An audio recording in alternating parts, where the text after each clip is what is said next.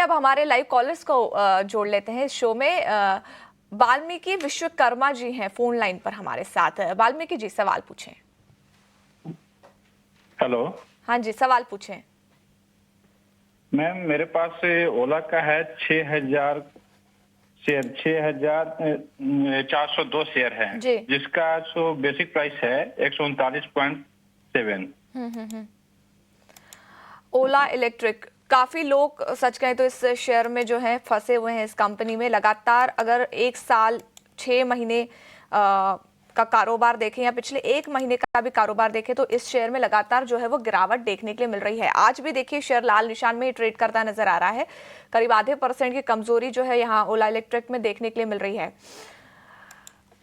कल की खबर देखें तो करीब 5 जी। मैं पूछना चाहता हूँ कि कितना दिन तक और होल्ड करके चलना पड़ेगा कि जो मैनेज करेगा 139 का प्राइस।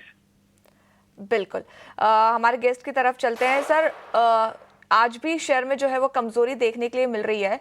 कैसे नजरिया देख रखा जाए? 129 के लेवल पर इन्होंने ये जो शेयर है वो खरीदा है और आज भी देखें तो ये जो शेयर है 31 रुपए पर ट्रेड कर रहा है। मतलब काफी ज्यादा नुकसान जो है इनको होता नजर आ रहा है। 6,402 शेयर इन्होंने खरीदे हैं। कब तक मुनाफे में ये आ सकते हैं, ये सवाल है इनका। वेल, कब तक मुनाफे में आ सकते हैं, थोड़ा सा दिक्कत वाला सवाल है। रीजन बीइंग ये है कि आप देखिए कि ओला इलेक्ट्रिक का जो फंडामेंटल है वो बहुत वीक हो चुका है।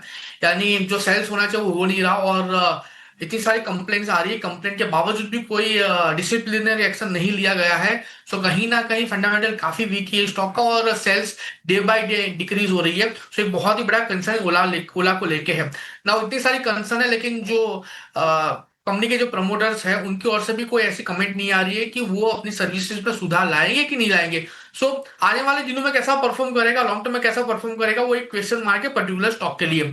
ना बात करते हैं प्रेजेंट लेवल की 3125 के अराउंड है आपकी खरीदारी। ऊपरी लेवल 139 के अराउंड की है। तकरीबन 6-6.5 लाख का आपको यहाँ पे लॉस हो रहा है। व्यू मेरा यहाँ पे प्रेजेंट लेवल पे एक बार होल्ड करके चलने का ये, क्योंकि 139 वाला आप अभी 31 पे है। सो इतना लॉस लिया है तो मैं कहूंगा कि थोड़ा सा वेट एंड वॉच कर लीजिए। 31 के अराउंड फिलहाल ये स्टॉक है। मैं यहाँ पे एक बार आपको एवरेज करके चलने की सलाह दूंगा स्ट्रिक्ट एसएल के साथ, क्योंकि ये स्टॉक ऐसा है कि अगर यहां से अगर और नीचे जाता है तो और डाउनसाइड के मोमेंटम आपको दिखा सकता है।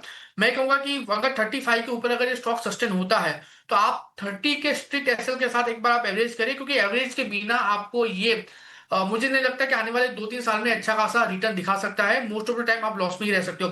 सो 35 जैसे ही क्रॉस होता है 30 के क्लोजिंग बेसिस के एसएल के साथ आप यहाँ पे एक बार पोजीशन ऐड करिए। बाउंस बैक में 45 से लेके 58 तक के लेवल आपको देखने को मिल सकते हैं। सो अगर आप ये स्ट्रेटेजी अपनाते हो तो आपको ओवरऑल कॉस्टिंग लोअर लेवल पे आ सकता है और जो रिसेंट आप ऐड कर रहे हो वहां पे आप प्रॉफिट बुकिंग करके भी जा सकते हो। तो ये एक्टिविटी आपको कैसे भी करके करनी ही पड़ेगी अगर आपको 1 साल या 1.5 साल के अंदर इसको प्रॉफिट में कन्वर्ट करना है तो।